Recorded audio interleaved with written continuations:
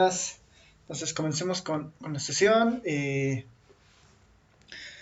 Ya habíamos visto en la pasada clase estos métodos de estimación, como el método de máxima verosimilitud y el método de momentos. Son dos métodos, como ven, bastante útiles para aproximar valores de los estimadores, o bueno, valores de los parámetros en funciones conocidas o en determinadas eh, condiciones, digamos, ¿no? de la estimación que nosotros estemos buscando. El principal objetivo de la primera parte era justamente hacer estimaciones de algún parámetro, pero que esta estimación sea única, ¿no? En el sentido de que este valor es un solo valor, ¿no? Es un solo punto, ¿no? Por eso es una estimación puntual. Ya. Y bueno, a partir de eso, la idea sería justamente mirar, digamos, lo que son los intervalos de confianza, ¿no? Que es el siguiente tipo de estimación. Les había dejado una tarea, no sé cómo les ha ido antes de pasar esta estimación por intervalos de confianza. No sé si han podido hacerla. A ver ahí.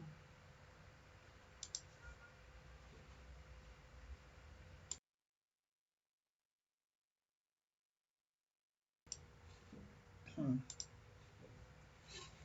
A ver si me voy a los apuntes que tenemos de esta parte.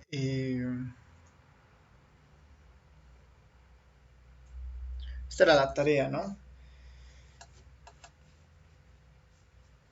Sea una variable aleatoria y con función de densidad, verificar que es una función de densidad, encontrar el estimador de tita por el método de momentos y máxima verosimilitud y verificar si el estimador por el método de momentos y máxima verosimilitud es insesgado.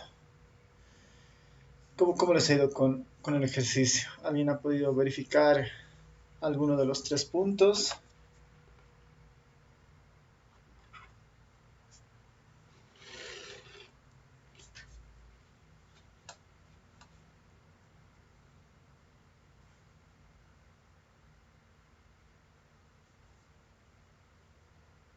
Y ahora ahí Gabriel dice solo la primera. ¿Qué tal los demás? ¿Cómo les ha ido?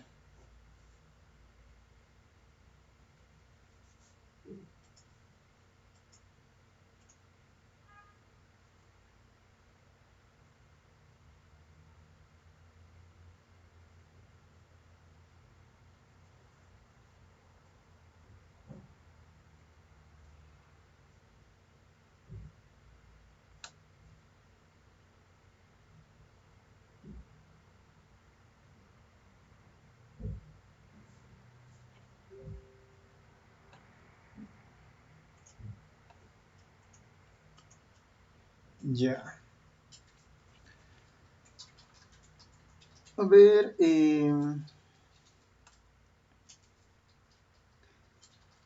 podemos yo creo entonces resolver ambos casos, ¿no?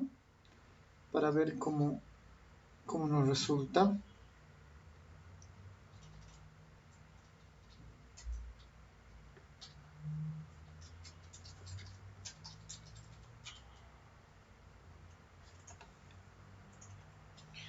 A ver, en el primero, no, creo que el primero no va a ser tan necesario, ¿no? Creo que a la mayoría han debido confirmar, ¿no? Que es una función de densidad.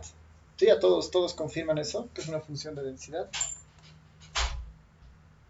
Eso es casi inmediato eso, ¿no? O alguien ha tenido conflictos con la primera parte de verificar si es una función de densidad.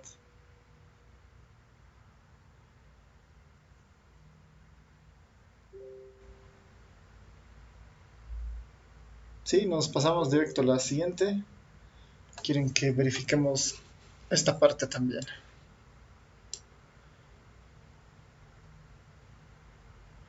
Ya.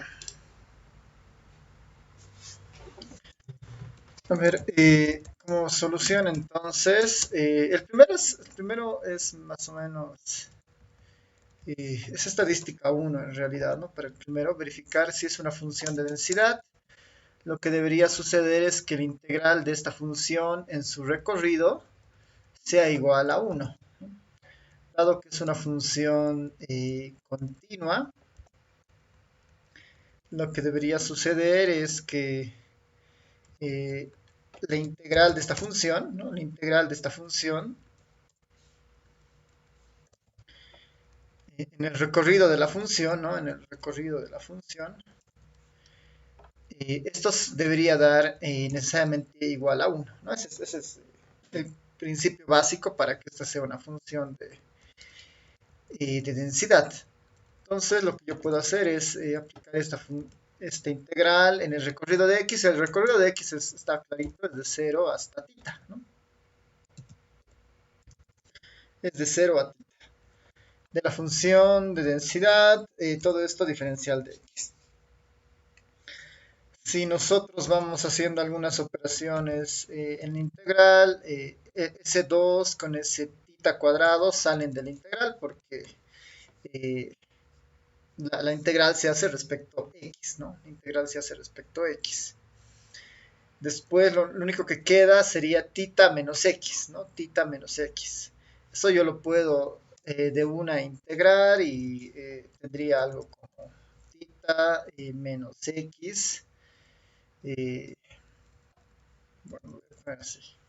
Una fracción de θ menos x, 2 y esto igual a 2. Esto esto hay que evaluarlo en 0 y θ, ¿no? Algo así tendría. No, no sé si se llega eh, a entender, ¿no? Son 2 θ sale, la integral de θ menos x es θ menos x al cuadrado sobre 2, ¿no? Y esto hay que evaluar de 0 a x, de 0 a θ, ¿no? El x. Esto lo puedo hacer aquí abajo ya.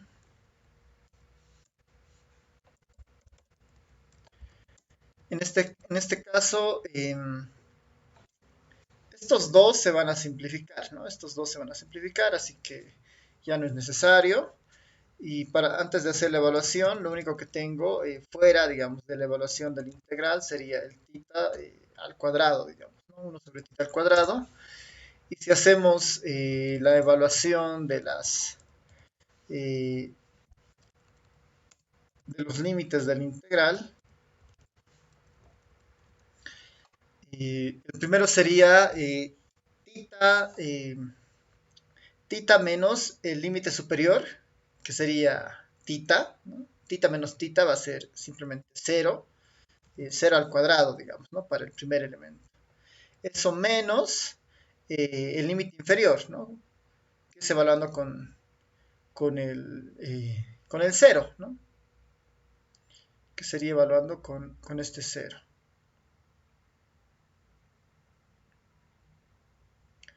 Nos está faltando algo en nuestra... Nos está faltando algo en nuestra derivada, nos está faltando el signo, ¿no? A ver, aquí por si acaso, al hacer esta derivada por la regla de la cadena, deberíamos multiplicarlo por un negativo. Todo esto, si no, esto no nos va, ¿no? Ahí está, ¿no? Esta es la esta es la integral, perdón, de este término, ¿no? Del θ menos x, este es su integral. El menos 1 por el tema de la regla de la cadena. Eso porque si no, nuestros signos no van a, no van a ser iguales, ¿no? Ahora sí. Entonces, si evaluamos esto, ¿no? Si evaluamos esto para el θ, x se vuelve θ, esto se vuelve 0, 0 al cuadrado. Menos, después evaluamos para el límite inferior, para el 0 sería θ menos 0, θ al cuadrado nomás. Entonces esto tendría θ al cuadrado, ¿no? Θ al cuadrado. Y si operamos, ¿no? El menos, este 0 ya no importa, menos por menos vamos a tener más. Θ al cuadrado sobre θ al cuadrado, esto finalmente va a ser igual a 1, ¿no? Entonces, el primero era medio sencillo, ¿no? Verificamos que efectivamente es una función de densidad, ¿no? Porque la integral en el recorrido es igual a 1. Esto es simplemente para recordar una propiedad de estadística 1 sobre una variable aleatoria, ¿no?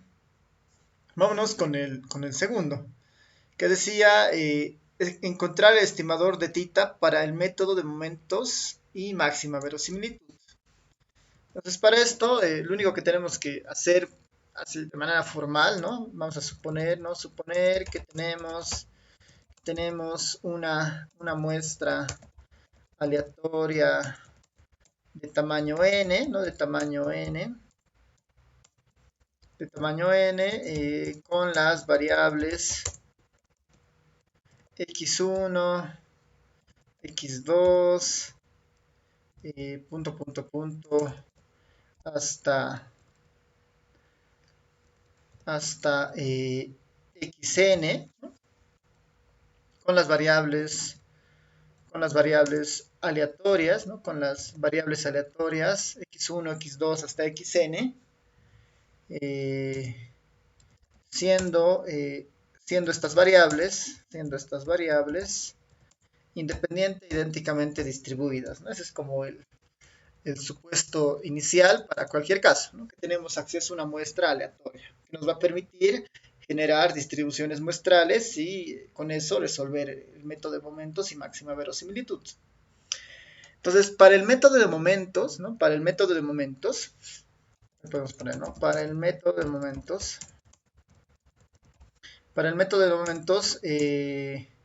se requiere, ¿no?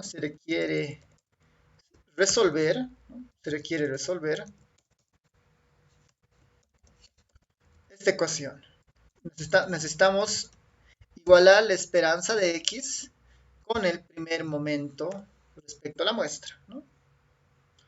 O lo que es equivalente, ¿no? Lo que es equivalente, aquí al lado lo voy a poner, la esperanza de x, ¿no? La esperanza de x igual a el primer momento de la muestra, no se olviden que simplemente es eh, la media muestral, digamos, ¿no? La media muestral. La media muestral, lo voy a poner en mayúscula, ¿no? La media muestral. Este es por el método de momentos. Tengo que resolver esta ecuación para saber quién es el estimador de tita. Entonces, para hacer esto necesito calcular la esperanza de x, porque esa es la información que no tenemos. ¿A qué ser igual la esperanza de x? Entonces, ahí podemos decir, se necesita, ¿no? Se requiere calcular la esperanza de x. ¿No? Se requiere calcular la esperanza de x para resolver esto, porque si no, el método de momento es bastante sencillo, es simplemente comparar la esperanza de la función de densidad versus el primer momento muestral, que en este caso siempre es la media muestral. Entonces necesito obtener la esperanza de x.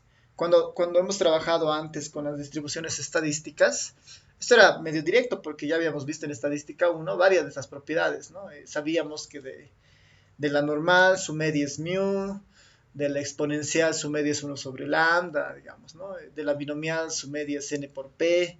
Entonces ya teníamos una idea de la esperanza, ¿no? Como esta función es relativamente nueva, tenemos que calcular su esperanza. Entonces, para calcular la esperanza de una función, si recuerdan lo de estadística 1, simplemente debería ser la integral en el recorrido de x multiplicado por la función de densidad, diferencial de x. Esto traducido en nuestro ejercicio simplemente debería ser la integral de 0 hasta tita, ¿no? De 0 hasta tita, de x por la función de densidad, ¿no? La función de densidad es esta, ¿no? Esta es la función de densidad, entonces debería multiplicar a la x por todo esto.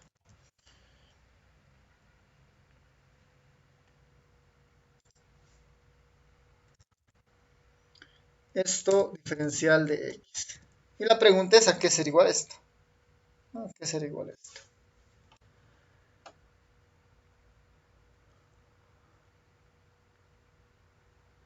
No sé si alguien ha llegado hasta este punto y y tiene un dato para la esperanza de x. Si no, ahí les doy unos 5 minutitos para que vayan calculando.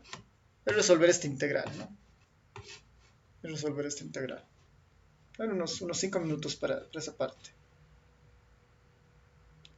O si alguien lo tiene antes, lo pone y verificamos, ¿no?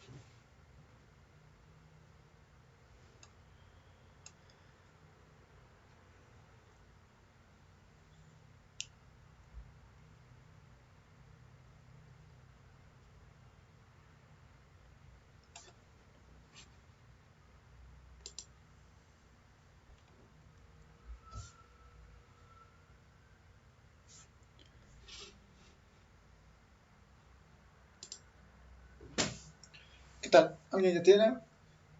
Ahí está. Ariel dice tita tercios.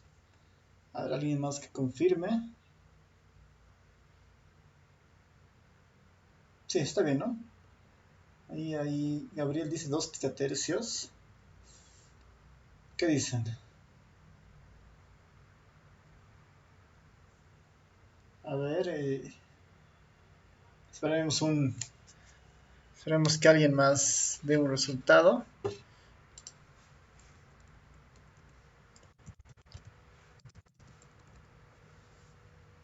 Está bien, está bien. Es titatercios, ¿no? Eso es algo que pueden verificar, ¿no? Titatercios. Ya tenemos la esperanza de x, que había sido igual a titatercios. Entonces, ¿no? Vamos a poner entonces. Volvemos a esto, ¿no? Volvemos al método de momentos que dice comparar el primer momento de la distribución versus el primer momento muestral. El primer momento de la distribución hemos encontrado que había sido tita tercios. Entonces ahí ponemos tita tercios, tita tercios, esto es igual a la media muestral, ¿no? A la media muestral. De esta forma, ¿no? De esta forma, podríamos ya implicar de esta forma ya podríamos implicar, o sea, lo único que nos falta es despejar el tita, digamos, ¿no? Si despejan de eso tita, simplemente llegamos a que tita, como decía, es el estimador, ¿no? De momento le voy a poner un sombrerito al momento que despejo el tita, había sido simplemente 3 veces la media muestral, ¿no? Este es el estimador por el método de momentos, ¿no? Este es el estimador por el método de momentos. Tita tiene la forma de 3 veces la media muestral, ¿no? 3 veces la media muestral. El estimador de momentos. Ya, entonces, a ver, antes de pasar al estimador de máxima verosimilitud, ¿alguien tiene algún comentario? ¿Se entiende?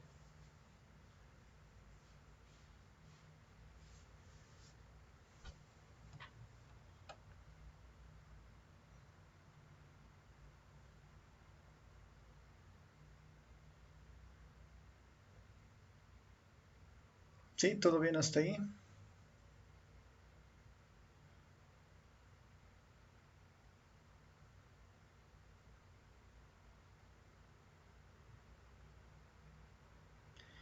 Ya, entonces vámonos al siguiente, que es el método de máxima verosimilitud, ¿no? Eh, para el método máxima, de máxima verosimilitud, los pasos, ¿no? Los pasos. Lo que yo necesito de acá del método de máxima verosimilitud es la función, ¿no? Porque esta es la que va, con la que vamos a trabajar. Ya. Entonces, para el método de máxima verosimilitud, ¿no? Para el método de máxima verosimilitud, eh, sabemos que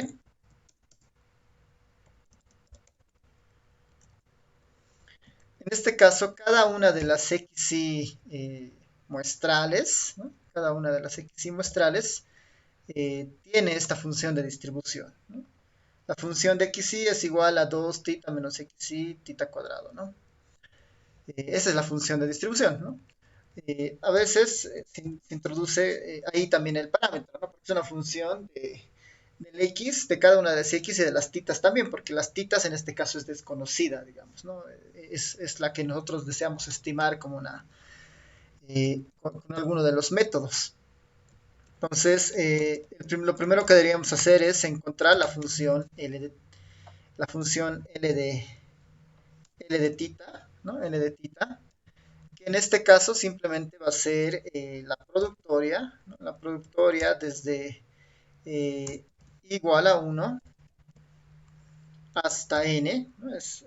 Vamos a encontrar la distribución conjunta de la muestra aleatoria, que en el fondo no es nada más que la productoria de estas distribuciones en el supuesto de que una muestra aleatoria genera muestras aleatorias independientes, o variables aleatorias independientes idénticamente distribuidas, ¿no? Tendría exactamente algo así, ¿no? Tengo que resolver esto para que vaya tomando algo de forma. Eh, Podríamos separarlo tal vez para que sea más fácil manejar esto. Podemos manejarlo también como está, ¿no? A ver, veremos. Puedo en el fondo tener el 2 y tener el tita cuadrado, digamos, fuera de la productoria. Y cuando esto sale fuera de la productoria, cada una de estas debería estar elevado a n, digamos, ¿no? 2 elevado a la n. Y este tita al cuadrado igual, elevado a la n, que eso haría que esto se vuelva 2n, ¿no? Esto sería fuera de la productoria. Y lo que me quedaría lo puedo poner más o menos de esta forma, ¿no?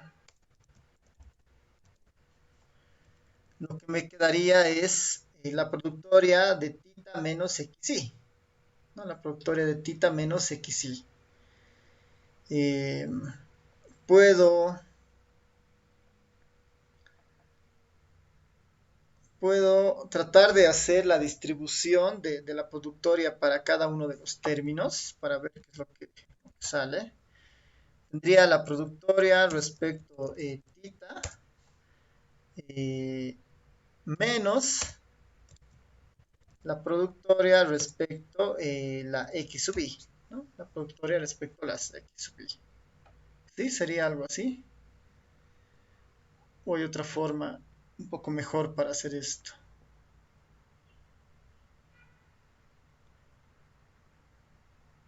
Sería x1 por x2 por x3 por x4 por x5, ¿no? Y para el tita, bueno, para el tita es más fácil, ¿no? Porque como es una constante, el tita quedaría como tita elevado a la n, ¿no? Tita a la n menos la productoria de x. ¿Qué dicen? ¿Están de acuerdo?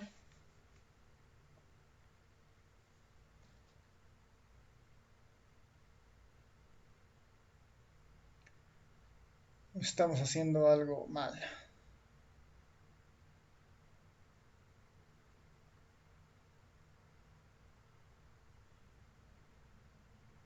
¿Será que se puede simplificar algo más?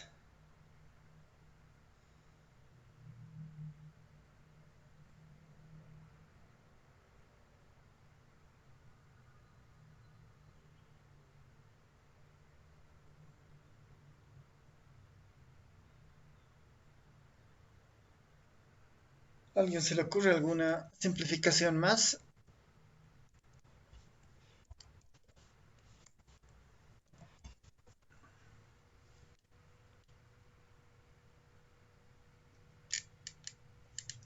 Ya, si no hay mucho más que hacer, el siguiente paso debería ser aplicar el logaritmo sobre esto, ¿no?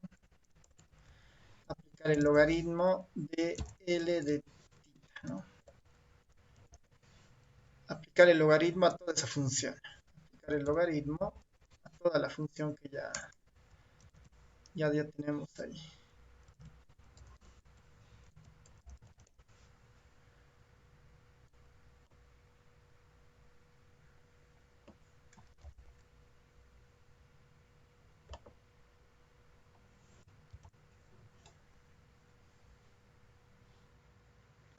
Ahí deberíamos aplicar el logaritmo.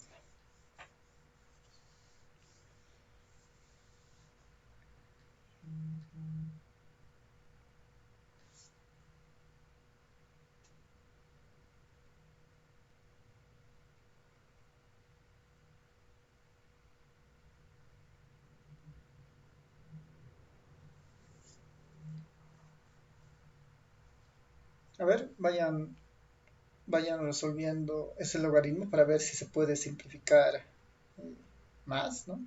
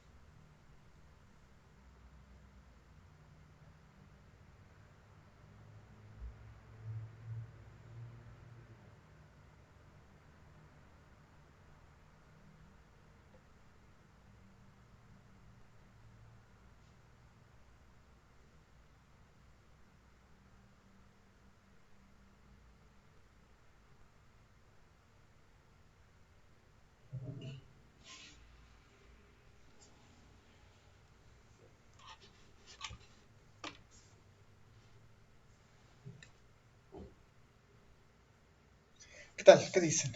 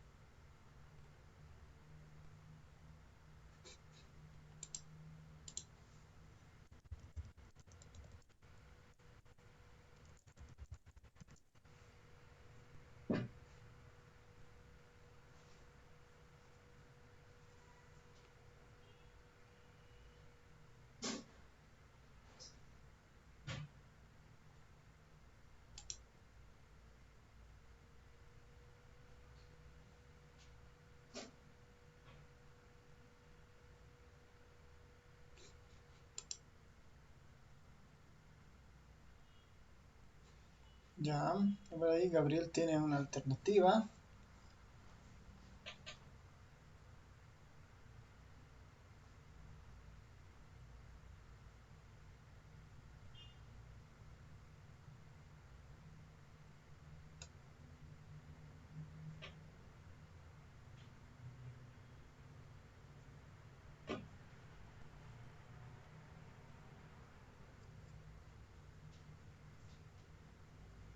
A ver, alguien que pueda corroborar lo de su compañero.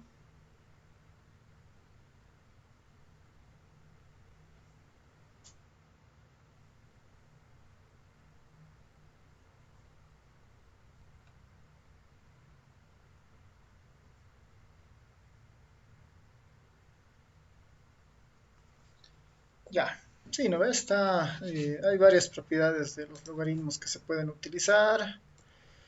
Eh, es el producto, después está el cociente, después está la propiedad de los exponentes. Y sí, ¿no? Tal vez era mejor mantener la n ahí arriba, pero en cualquier caso esto se puede escribir como n del logaritmo de 2, por ejemplo. Y esto menos lo de abajo, que sería 2n del logaritmo eh, de tita, ¿no? 2n del logaritmo de tita. Y bueno, más todo el otro término, ¿no? Que es el que un poco no se lo puede, eh, no se lo puede, no se puede hacer muchas cosas más, ¿no? Con el segundo componente. Más el logaritmo de, esto voy a sacar,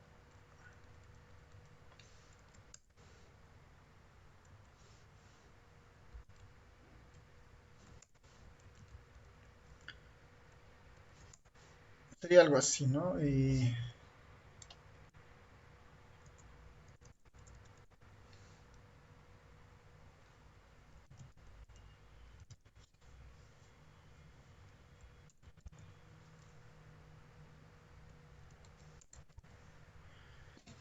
más el logaritmo de tita n menos la productoria de las x.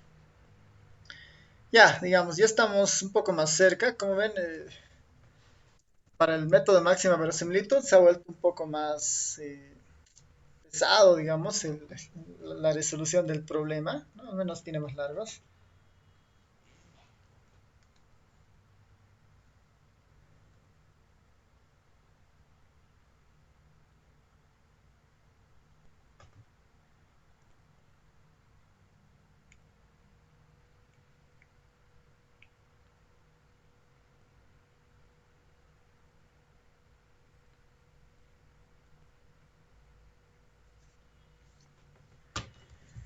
Así que el siguiente paso debería ser derivar, ¿no?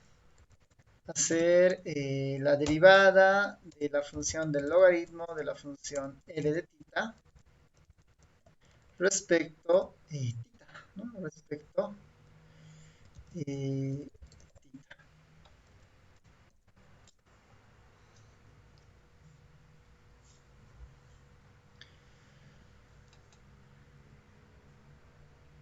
así que, a ver, vayan trabajando en qué sería eh, la derivada de esto, ¿no?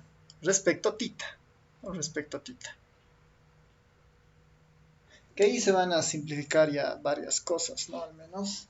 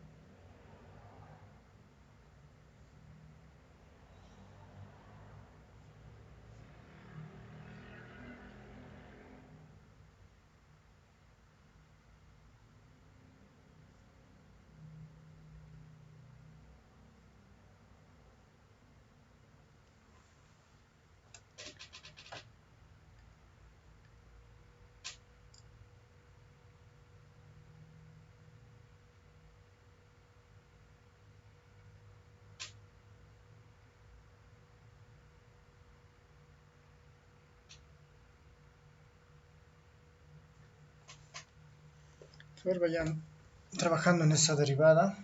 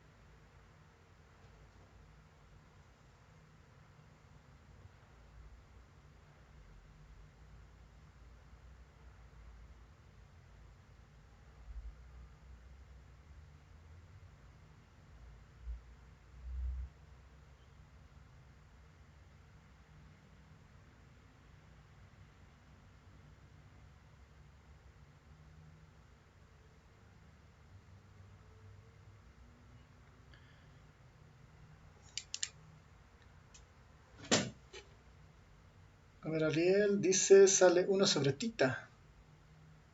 ¿Qué dicen?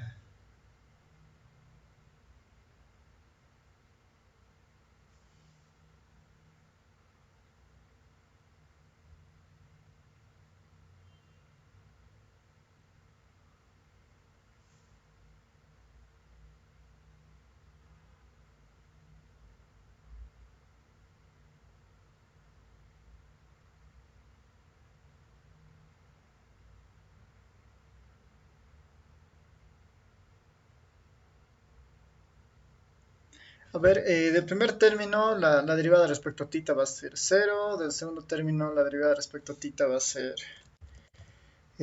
una fracción con 2n respecto eh, tita, conservando, digamos, el signo que estaba ahí. Y en el segundo caso, aquí será igual a la derivada de todo eso, igual, ¿no?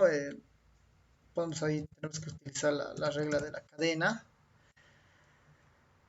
La derivada de todo ese término va a ser exactamente todo lo que está dentro del logaritmo va a ir un denominador, que es todo esto.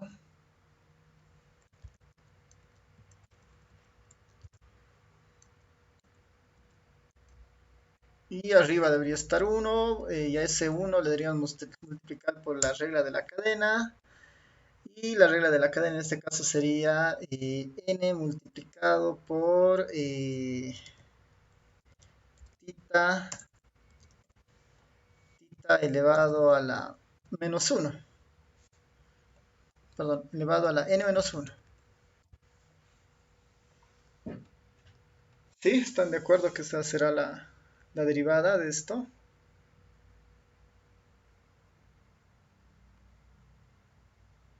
Hay algún error por algún lado.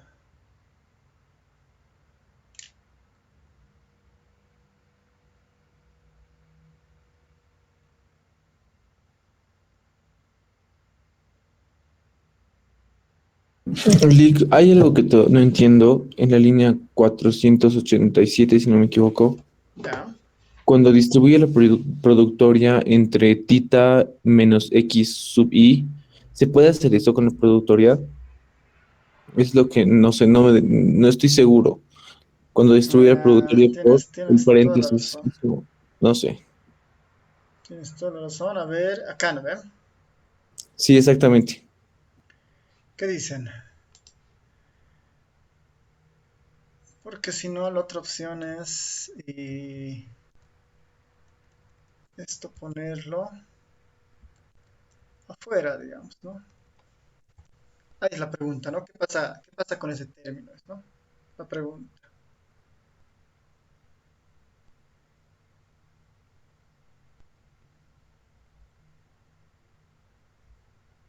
Sí, tienes toda la razón, porque aquí ese, ese binomio, digamos, es el que tiene. Aunque, a ver.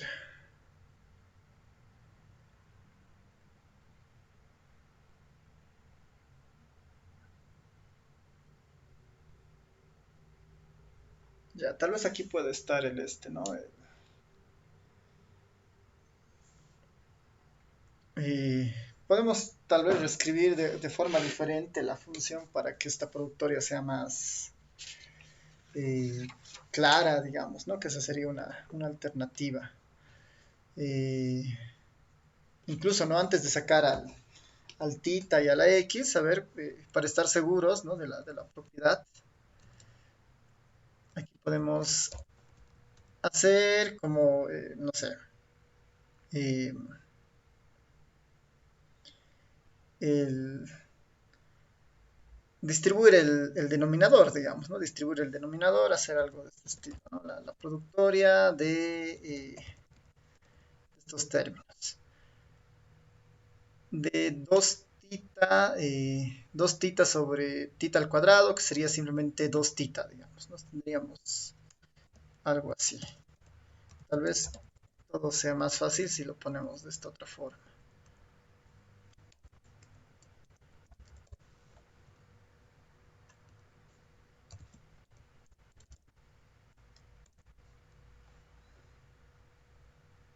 Y en el otro caso, tendríamos menos 2 veces x sub i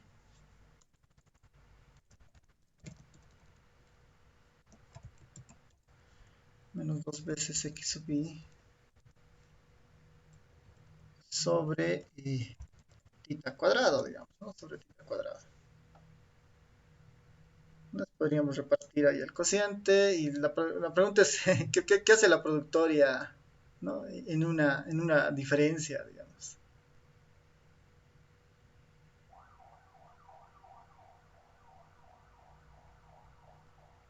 Porque en algún caso se quedaría todo como está, ¿no? O sea, deberíamos usar esta para la derivación.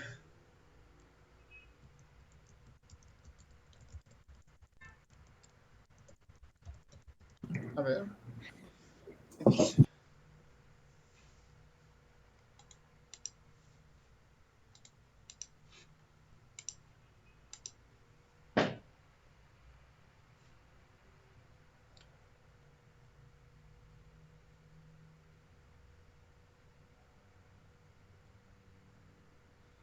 Sí, la observación de su compañero es la correcta.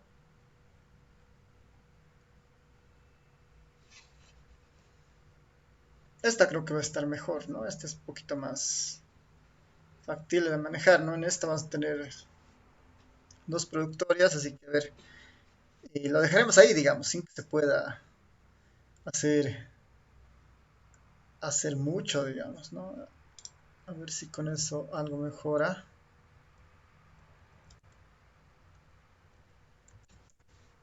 Lo dejaremos ahí, entonces tenemos que replantear esta parte, ¿no? Esto en realidad es de esta función encontrar el logaritmo de todo esto.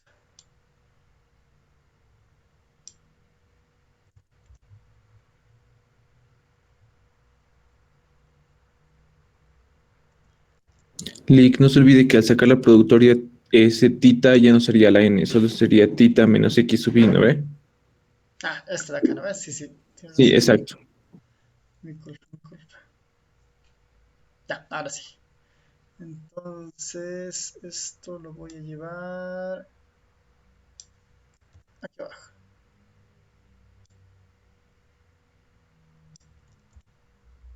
Ya, ahora sí. ¿Cuál sería el logaritmo de esta aplicación? ¿No? Este 2n se quedaría tal como está. Este menos 2n tita se quedaría como está. Y aquí estaría más. Ah, ya, ahí aparecería la sumatoria, ¿no? Está bien. ¿Dónde estás? Ahí, ¿no? Nos está faltando el tercer término. ¿Qué pasaría cuando va el logaritmo? Sería el logaritmo, si quiere, ¿no? El logaritmo de toda esa productoria. ¿No? El logaritmo de toda esa productoria. No, si con eso ya se solucionaría, creo que el problema que teníamos.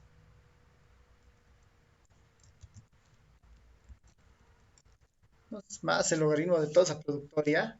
Y ahí podemos volver a aplicar eh,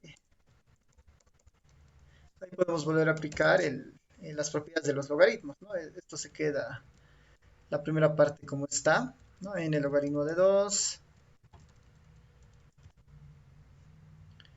más, esto hay que ser igual, ¿no? El logaritmo del producto.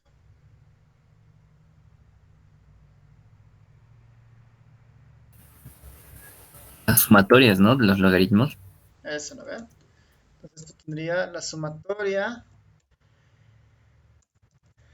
en igual a 1 hasta n de los logaritmos de las titas menos x sub i.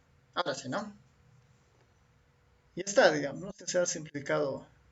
Ha desaparecido la productoria, ¿no? Que era lo que nos estaba un poco perjudicando. A ver ahí, tal vez denle una revisión más, si está todo bien.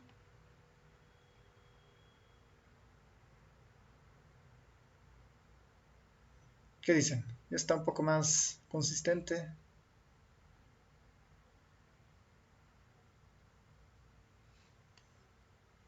A ver, para que vean las tres ecuaciones.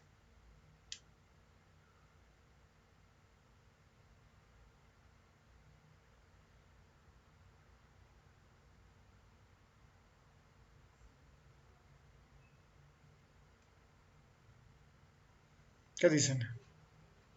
Nos quedamos con esta. Parece que ya está bien. Sí, está bien, Lick. Súper. A ver, entonces, con esa idea, deberíamos volver a hacer las derivadas. Esta se va a perder, esta va a quedar tal como está, y la que nos estaría faltando es la derivada es la suma de aquí arriba, ¿no? Y esa es positiva. Está bien, ¿no? Es positiva. Bueno, no sé, se está borrando.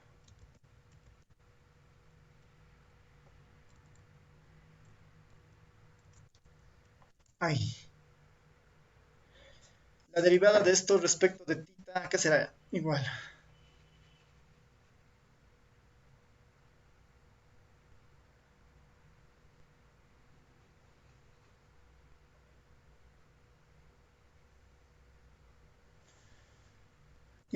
Igual se va a mantener la sumatoria.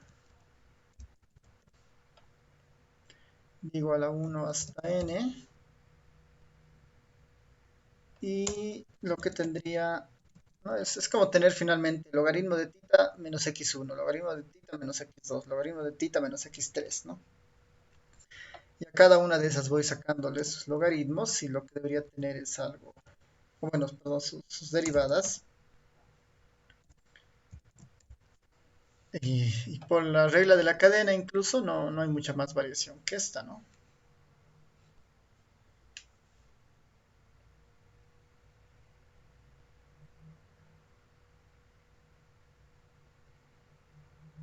¿Qué dicen? ¿Será esa su derivada?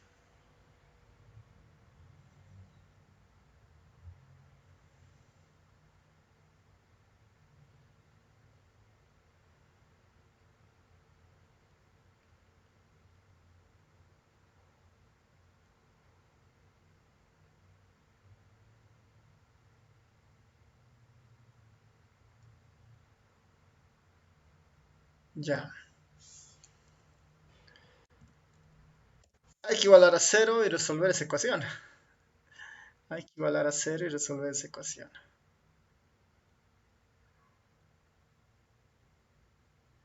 ¿Qué podríamos hacer para despejar la tita de esta ecuación?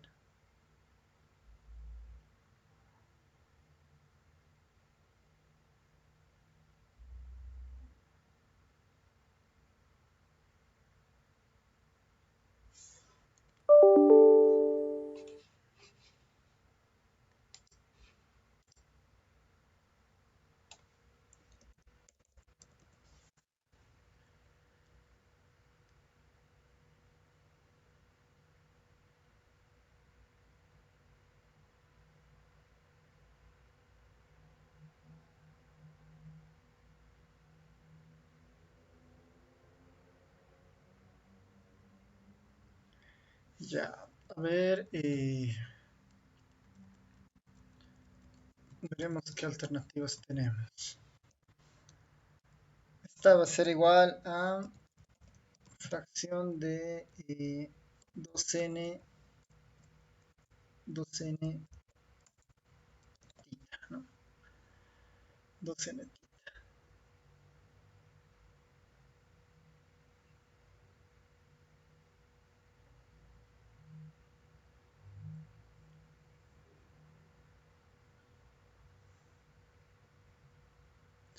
¿Hay alguna manera en la que podamos despejar el tita de todo esto?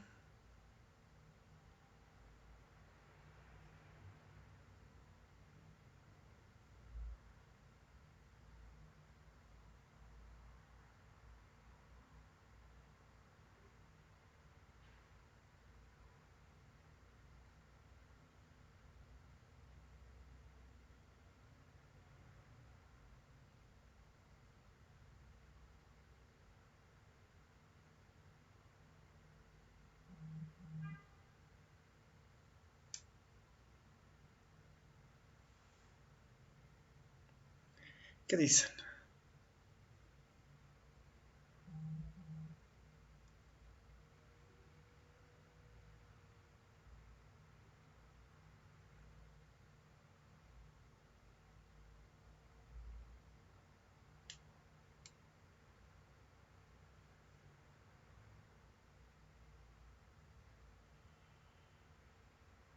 Una manera de verificar que estamos haciendo todo bien, por ejemplo, podría ser darnos algunos valores para tita, por ejemplo, ¿no?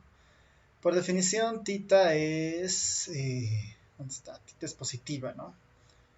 Por definición, tita es positiva, ¿no? Por definición, tita positiva, y si es positiva, esta igualdad se debería dar casi siempre, digamos, ¿no?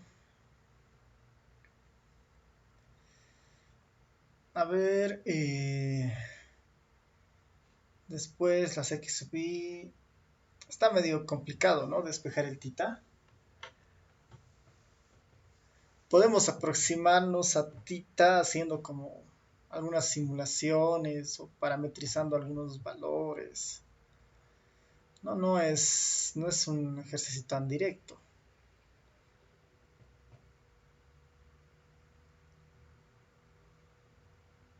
A ver, ¿alguien se le ocurre alguna idea?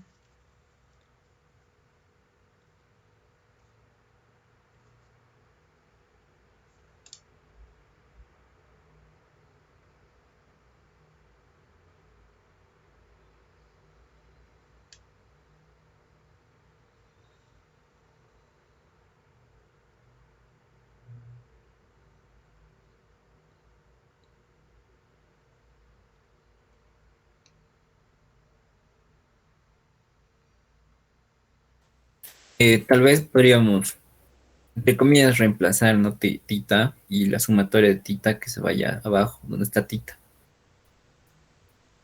O sea, cambiar las posiciones entre tita y la sumatoria. Ya, ya multiplicar ambos lados por tita, ¿no? ¿Eso? ¿Sí? Y también por la sumatoria. Ya. A ver, algunas opciones más antes de ver qué podemos hacer.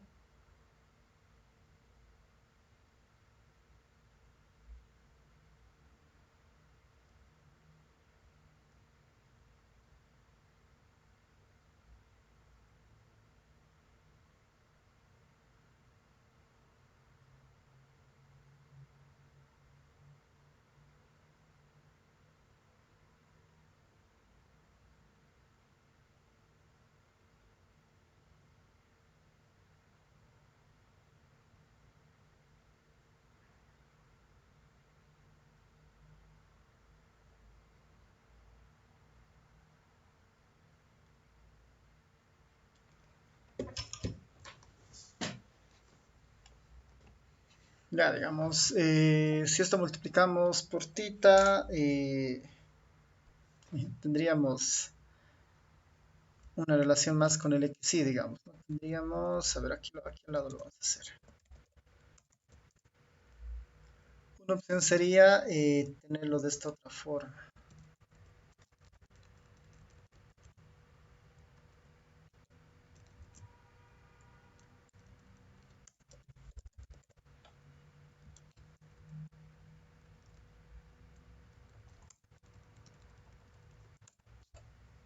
Ahí, ¿no? Dice.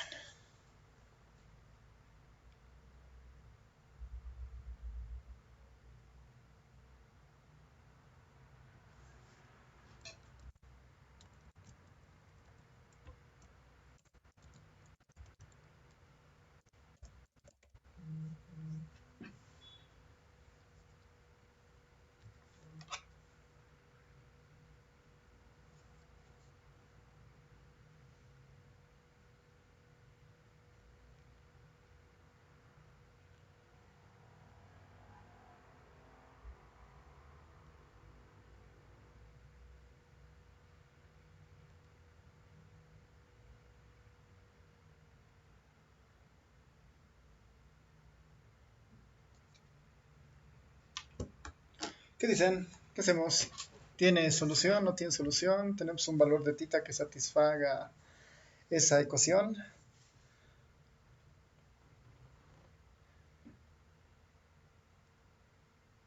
¿Hay alguna? Ahora, ahí, por ejemplo, en el caso del X, ¿no? Del XY, noten que nuestra función de X, ¿dónde está nuestra función de X? Aquí está. Va de 0 a tita, ¿no? Va de 0 a tita, ¿no? Va de 0 a tita. Tita es positiva. Lo que nos está diciendo la ecuación es que el valor de tita posiblemente converja siempre y cuando esta relación se cumpla, ¿no? Y hay que ver o estudiar en qué momentos esta situación se cumple, ¿no? ¿Para qué valores de tita esto es cierto? ¿No? ¿Para qué valores de tita o comportamiento de x y se mueve de 0 a 1, ¿no? Esta forma no les recuerda alguna identidad, por si acaso.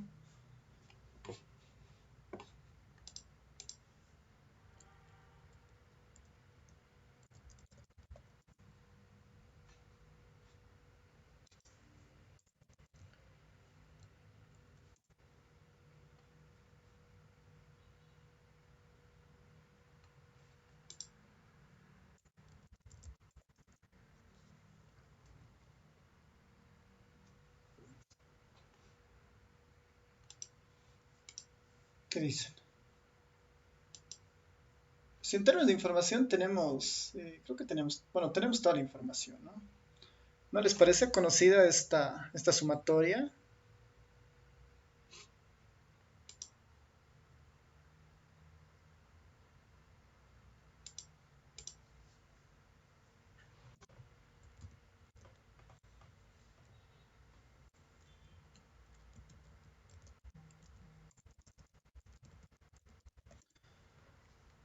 Ahí, por ejemplo, en el caso del estimador de máxima verosimilitud, no necesariamente, ¿no?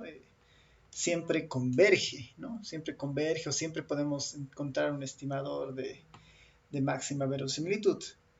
Lo que tenemos que asegurarnos, ¿no? Lo que tenemos que asegurarnos en este caso es que efectivamente, ¿no? Efectivamente, esto se cumpla para algún valor de tita, ¿no? Si esta identidad se cumple para algún valor de tita, entonces podemos decir que ese valor de tita es el estimador de máxima verosimilitud.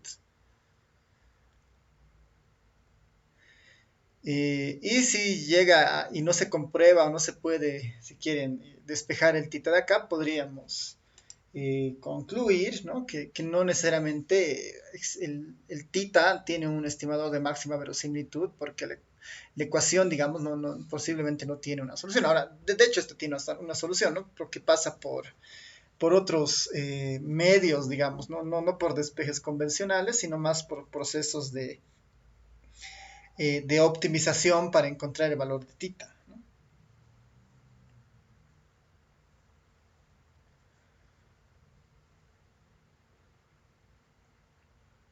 Ya, a ver, ahí hay una opción interesante que dice n es una sumatoria, se podrían igualar sumatorias, dice. Podría ser una alternativa interesante, lo que dice su compañera.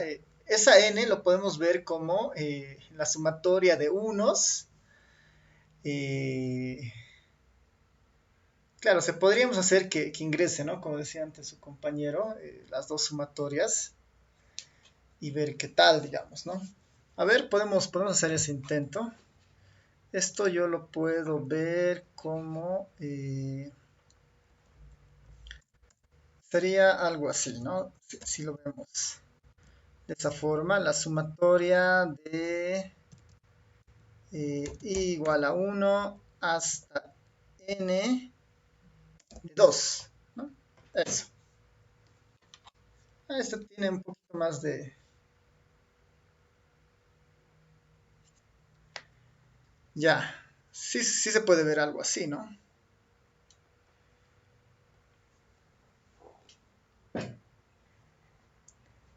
Si esto fuera cierto, ¿qué implicaría?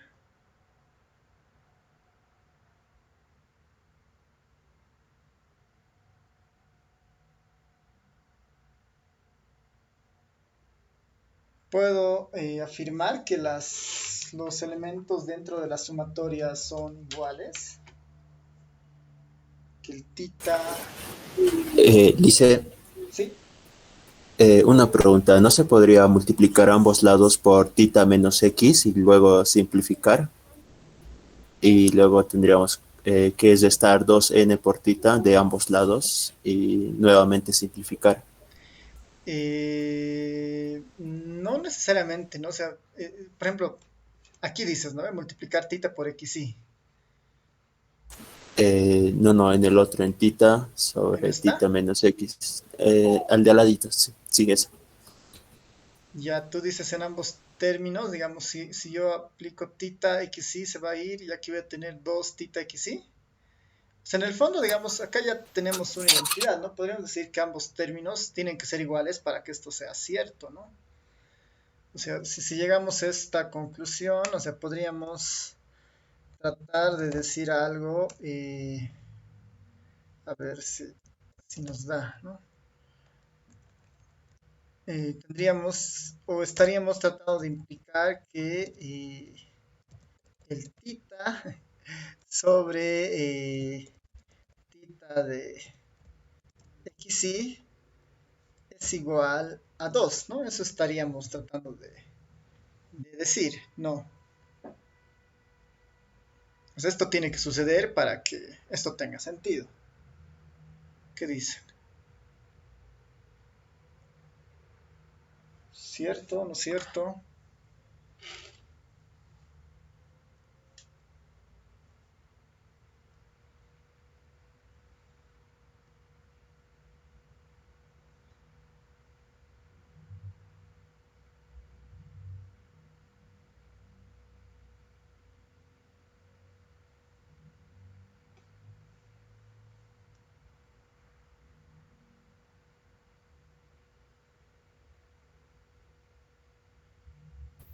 Eh, X, ¿de dónde a dónde puede ir, Lisa?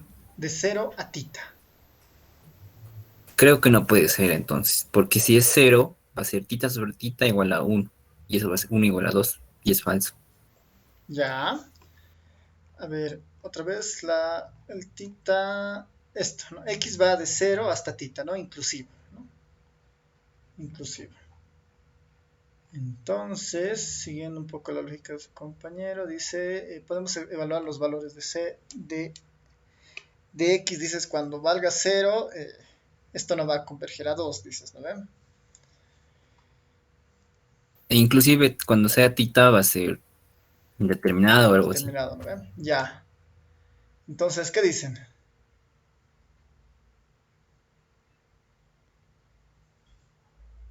En este caso, por ejemplo, podríamos concluir que no, o sea, no ha sido posible o no es posible obtener el estimador de máxima verosimilitud, ¿no? Porque eh, no ha sido posible, digamos, encontrar un tita válido, digamos, ¿no?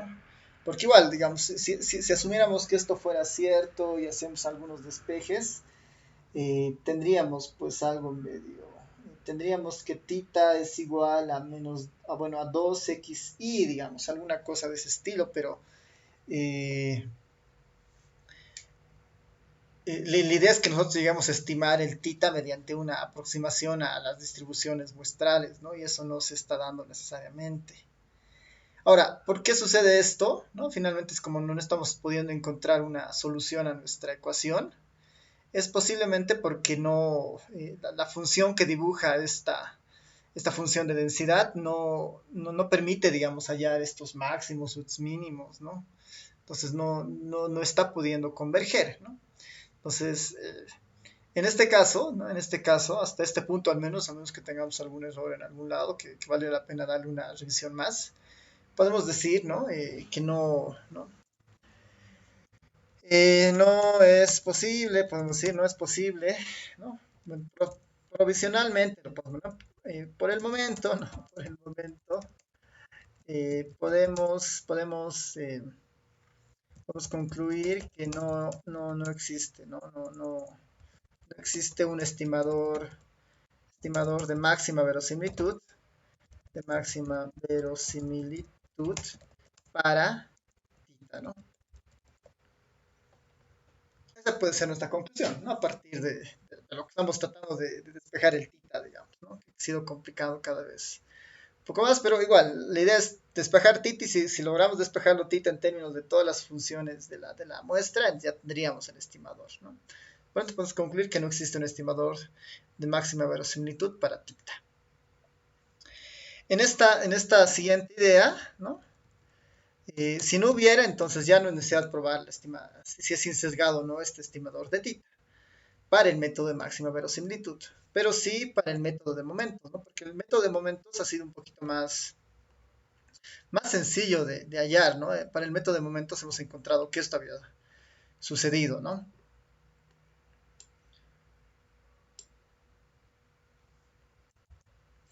Entonces, lo que deberíamos hacer es eh, resolver esto, ¿no? Resolver la esperanza de tita.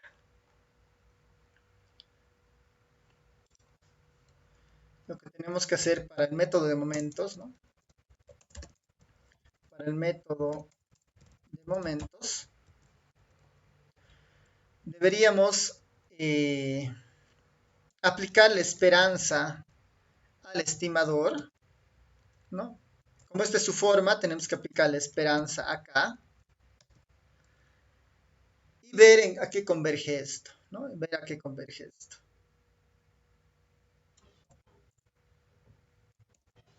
Por propiedades de la esperanza, el 3 va a salir, ahí tendría la esperanza de la media muestral, ¿no? La media muestral yo la puedo descomponer en términos de su fórmula, ¿no? La sumatoria sobre la muestra de las x sub i dividido entre n, ¿no? Yo las puedo poner de esta forma.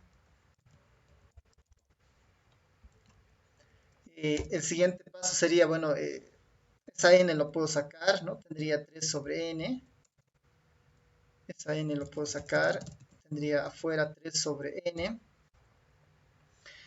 Y la esperanza se distribuye en la suma, entonces ahí tendría algo como la sumatoria de S de las esperanzas de las X sub I, ¿no? De las esperanzas de las X sub I. ¿A qué sería igual eso? Esto finalmente es 2 sobre N de las sumatorias de S. La esperanza de las XY, ¿no? Es, como las XY todas se distribuyen de la misma forma, todas tienen la misma esperanza. Todas tienen la misma esperanza.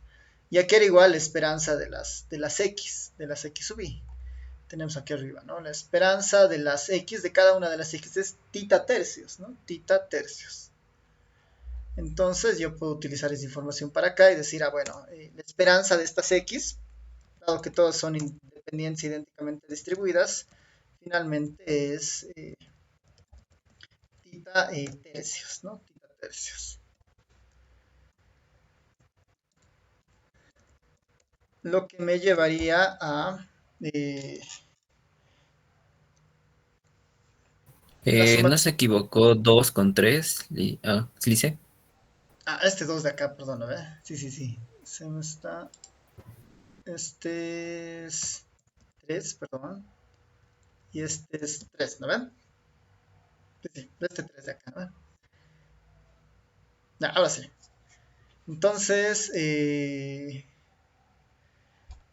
la sumatoria de tita tercios, como no hay variable ahí o la sumatoria no tiene un subíndice de alguno, eso simplemente se vuelve n tita tercios, ¿no? Entonces tendría algo así, ¿no? Sería 3 por n por tita y abajo tendría n tercios.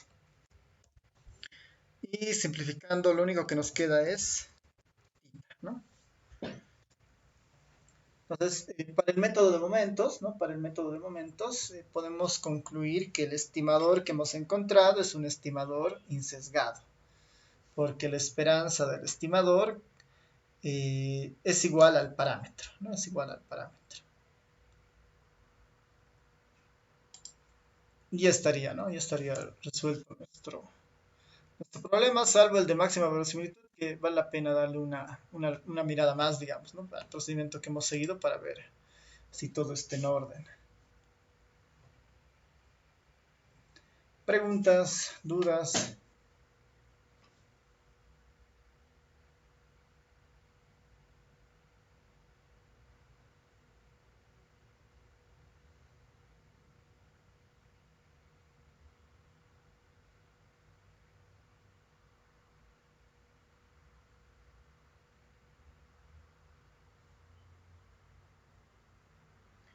Entonces ahí tal vez no siempre es posible eh, encontrar, ¿no? No siempre es posible encontrar un estimador o el estimador de máxima verosimilitud porque el proceso que está detrás de la estimación de máxima verosimilitud está planteada en criterios de maximización, ¿no? Y los criterios de maximización no siempre son eh, probables, o sea, bueno, no siempre tienen una solución directa e incluso a veces no necesariamente tienen una solución única, ¿no? Que en algunos casos puede suceder que tengamos más de un estimador proveniente del método máxima verosimilitud, digamos, ¿no? Pues en este caso, al menos hasta donde hemos llegado, parece que no existe, digamos, una solución posible, ¿no? Ya, entonces, preguntas, dudas, antes de pasar al siguiente punto.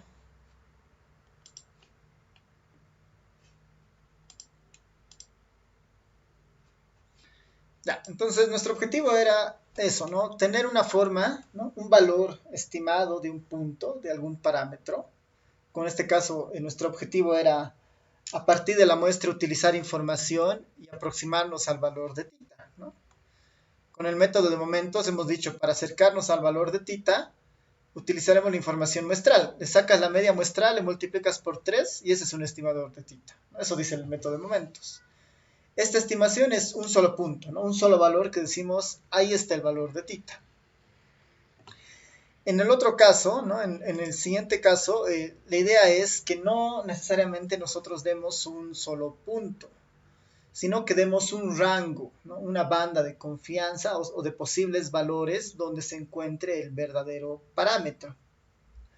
Entonces, a eso normalmente se le conoce como la estimación por intervalos de confianza, ¿no? La estimación por intervalos de confianza. Esta construcción de intervalos de confianza plantea justamente hallar, digamos, ¿no?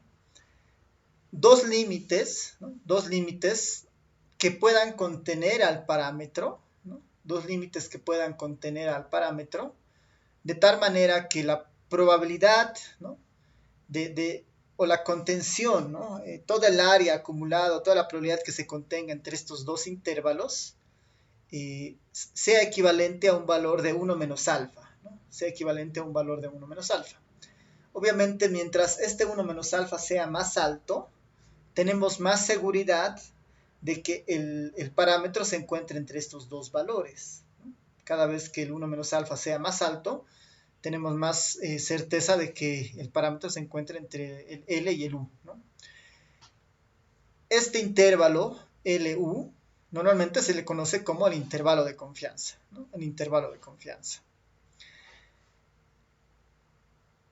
Este es el intervalo de confianza y si quieren, este es el intervalo, ¿no? Con su límite inferior, el L, y su límite superior, el U. Y la magnitud, ¿no? O la probabilidad que alcanza, ¿no? Multiplicada por 100, ¿no? es el valor de la confiabilidad que le vamos a asignar a este intervalo, ¿no?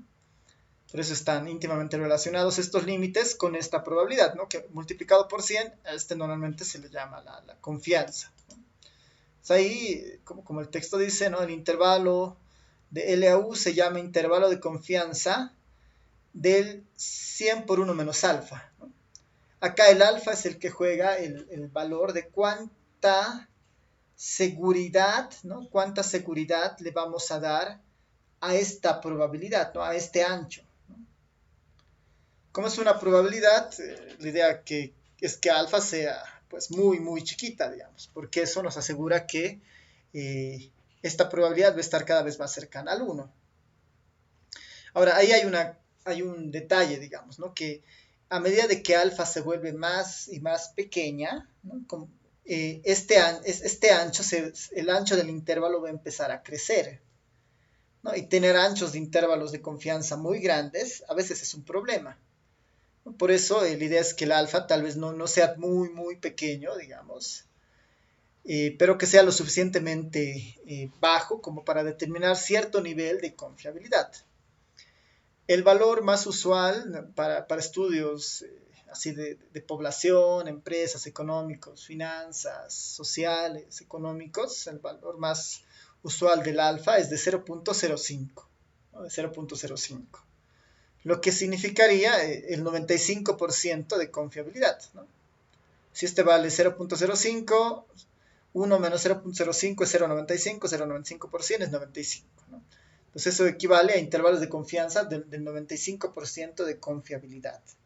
Si el alfa vale 0.01, será intervalos de confianza al 99% de confiabilidad.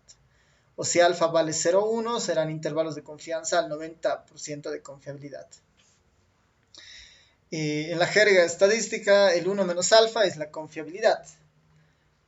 Y el alfa solamente, ¿no? El alfa suelto, se le conoce como significancia, ¿no? El alfa se le conoce como significancia. Ese alfa tiene hartos usos en esta parte de la estadística y lo vamos a volver a ver con mucha más fuerza cuando veamos el capítulo 4 de pruebas de hipótesis. Porque el alfa finalmente es una medida de ZOR, ¿no? Cuánto estamos dispuestos a equivocarnos, ¿no? Para llegar a tener este intervalo. Estoy dispuesto a equivocarme en 1%, entonces voy a tener un intervalo de confianza del 99%, digamos, ¿no? Estoy dispuesto a equivocarme en un 5%, voy a tener un intervalo de confianza del 95%. Entonces está vinculado principalmente a eso, ¿no? Una interpretación del intervalo de confianza es... ahí a veces surgen muchas malas interpretaciones de los intervalos, ¿no? Ahí a veces surgen malas interpretaciones de los intervalos. Y si bien es cierto, un intervalo de confianza en la práctica, no, bueno, más que en la práctica, en la teoría me marca esta relación de probabilidad, ¿no? En la teoría me marca esta relación de probabilidad.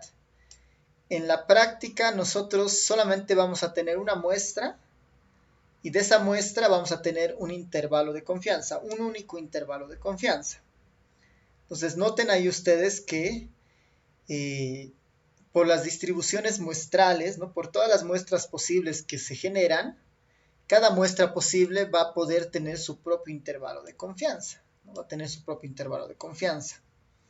Entonces, la interpretación más correcta, ¿no? De lo que es un intervalo de confianza es que si yo sacara muchas muestras, ¿no? Si yo sacara muchas muestras sucesivas, ¿no? Muchas muestras, ¿no? Si yo analizo muchas de las muestras posibles, digamos, si yo analizo, por decir, 100 de las muestras posibles, ¿no? Si yo analizo 1000 de las muestras posibles, de esas 100 muestras posibles que yo analice, en 95 casos de esas, el parámetro va a estar contenido en el intervalo de confianza, ¿no? En el 95% de esas muestras, sus intervalos de confianza van a contener al parámetro. En 5 de ellas, el intervalo de confianza que se dibuje no va a contener el parámetro por estas medidas de ZOR y por estas desviaciones que generan los intervalos de confianza. Entonces ahí, por eso, ¿no? La interpretación dice, ¿no? La interpretación del intervalo de confianza es que si se coleccionan muchas muestras aleatorias y se calcula el intervalo de confianza, ¿no? A este nivel de confiabilidad de cada muestra, entonces el nivel de confiabilidad que vamos a asignar va a ser la cantidad de porcentaje que va a contener al verdadero valor de tita, ¿no? No todos van a contener al valor de tita, ¿no? Sino solamente los que... la cantidad que hayamos definido en la confiabilidad. A esto podemos volver como que más adelante, una vez que definamos cómo se construye el L y el U, porque es lo que está faltando. Y esto se puede simular más fácil, digamos, ¿no? La idea es que yo voy a calcular, por decir, 1000 muestras posibles, voy a calcular 1000 intervalos de confianza, y de esos 1000 intervalos de confianza, si mi alfa vale 5%, digamos, ¿no? Si mi confiabilidad es 95%, por decir, si mi confiabilidad es 95%, en el 95% de las muestras que yo haya simulado, los intervalos van a contener al verdadero parámetro. Y en 5% de esos casos no van a contenerlo. No es lo que dice esta idea de la interpretación de los intervalos de confianza. No es una certidumbre, no es una medida de incertidumbre este 95, digamos. No significa que la probabilidad de que el intervalo contenga al parámetro es del 95%, ¿no? Esa es una lectura errónea, ¿no? Lo que significa es que en el 95% de los casos de muestras sucesivas recolectadas aleatoriamente, en el 95% de los casos, los intervalos de confianza de esas muestras van a contener al verdadero parámetro, ¿no? Esa es la lectura correcta de un intervalo de confianza. Lo que finalmente nos interesa es el rango, ¿no? Es la idea de dónde se está moviendo el valor. Esto puede ser determinante en una encuesta, por decir, de intención de votos, digamos, ¿no? O un proceso de control de calidad, ¿no? Un proceso de control de calidad de alimentos o de bebidas, por ejemplo, ¿no? Ahí se utilizan varios de estas medidas, ¿no? Pónganse, digamos, en el caso de alguna embotelladora, digamos, ¿no? Coca-Cola, Pepsi, no sé, la cervecería, que tienen sus procesos de llenado de las botellas, ¿no? Completamente así industrializados, de tal manera que botella que pasa, botella que se llena, digamos, ¿no? Botella que pasa, botella que se llena.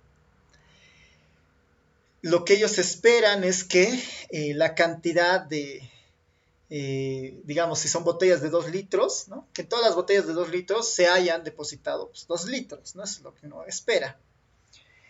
Entonces, procesos de este estilo de los intervalos de confianza, lo que hacen para los procesos de control de calidad es, dicen, bueno, yo no puedo, no sé, si tengo una producción de 5,000 botellas al día, por decir, no puedo revisar las 5,000 botellas al día, no puedo revisar las 5,000 botellas al día.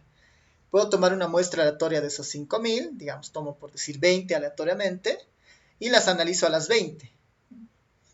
Tengo un estimador puntual y tengo un intervalo de confianza, ¿no? Y ahí mi intervalo de confianza, si de las 20 botellas que he analizado me dice que el contenido está entre litro y medio y 2.5 litros, ¿no? Tengo un intervalo de confianza muy ancho, muy grande, que puede estar diciendo, posiblemente todas las otras 5,000 botellas del lote estén comprometidas, ¿no? Entonces, la idea es que con mi muestra chiquita, digamos de 20, si veo que la desviación o el intervalo de confianza está entre, no sé, litro 95 y 2.3 litros, es un rango aceptable, digamos, ¿no? Como que normalmente esas normas de calidad son estándares que les ponen, ¿no? Y la idea es que justamente eso, ¿no? Muestras periódicas en términos de sus intervalos de confianza siempre estén entre 2 valores, ¿no? Al momento que eso no se esté cumpliendo, es una alerta para el sistema, ¿no? Entonces, ese rol, digamos, de estos intervalos de confianza tienen un poco esa idea, ¿no? De dar alertas en base al ancho que puedan tener, en base a los límites que se puedan obtener, ¿no? Ahora, el siguiente paso es entender de dónde aparece el límite inferior L y el límite superior U. Entonces, nosotros como estamos intentando acercarnos al parámetro con el estimador, ¿no? La idea de la L y la idea de la U, naturalmente tiene que pasar por encontrar la función de distribución o trabajar sobre la función de distribución del estimador, ¿no? Que yo esté trabajando. Entonces, nuevamente, para armar intervalos de confianza vamos a tener que trabajar con casos específicos, ¿no? Con estimadores específicos. Ahí los estimadores más conocidos, ¿no? El más sencillo sería, por ejemplo, la media, ¿no? Un intervalo de confianza para la media, tratar de armarlo. Otra alternativa sería la varianza, la diferencia de medias, la proporción, la diferencia de proporciones, ¿no? Son los estimadores más, o son las medidas estadísticas más convencionales o comunes, ¿no? Entonces, sobre esas medidas vamos a ir viendo algunos ejemplos para ver cómo se construyen los intervalos de confianza. En la práctica esto es bien sencillo porque, bueno, en la práctica al final se va a reducir en una fórmula, ¿no? Y esa fórmula proviene de una de un estudio teórico sobre la distribución del estimador. Como hemos visto en el capítulo 2, la media, por ejemplo, bajo ciertas condiciones, cuando la muestra es mayor a 30, por ejemplo, la media se comporta como una normal. Entonces, para armar el intervalo de confianza de la media, puedo utilizar a la distribución normal para armar ese intervalo de confianza. Esa es un poco la lógica. Si mi muestra es menor a 30, seguramente utilizaré una distribución t-de-student, ¿no? Porque la t-de-student está un poco más matizada para valores pequeños, digamos, ¿no? Si tengo que pensar en armar intervalos de confianza para diferencias de medias, por ejemplo, acá hay una diferencia de medias, la diferencia de medias, igual si las poblaciones o la muestra es mayor a 30, puedo asumir normalidad, entonces el intervalo de confianza utilizará, digamos, alguna información de la distribución normal. Si tengo que armar intervalos de confianza, por ejemplo, para las proporciones, igual recurriría a la normal, porque la proporción es un caso particular de la media, y si la muestra es mayor a 30, entonces puedo aproximarme con una normal.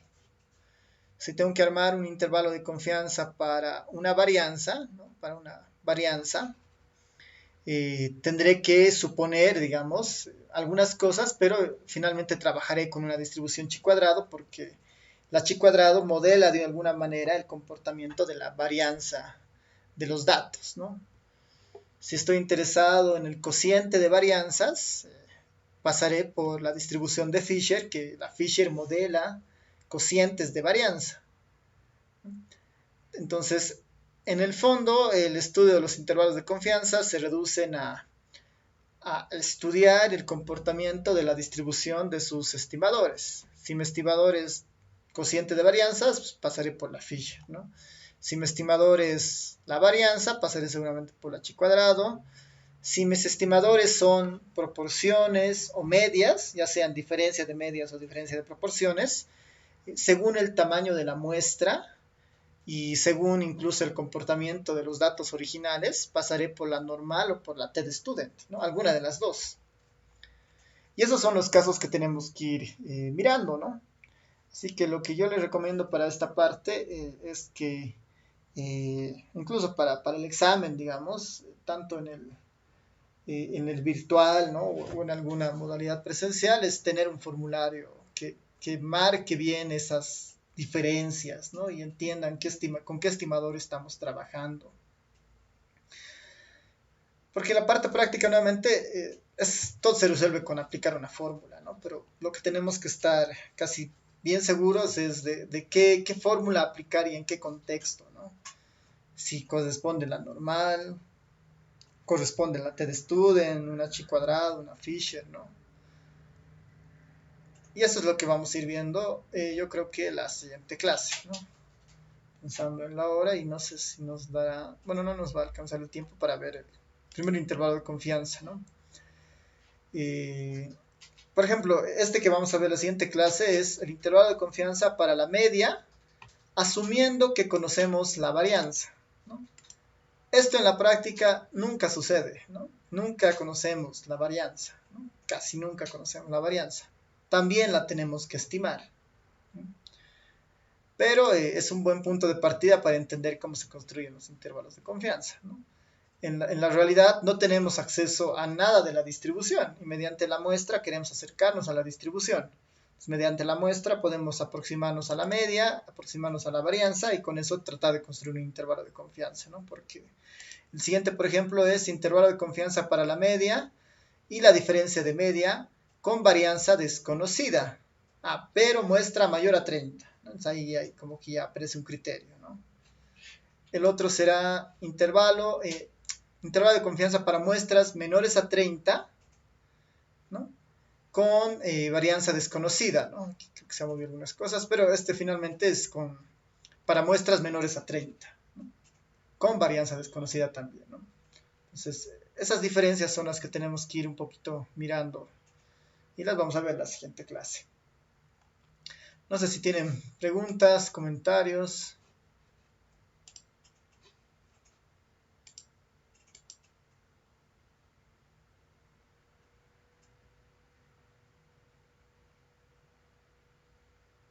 Todo muy claro, Alison. Gracias por la clase. Ya, entonces, ¿qué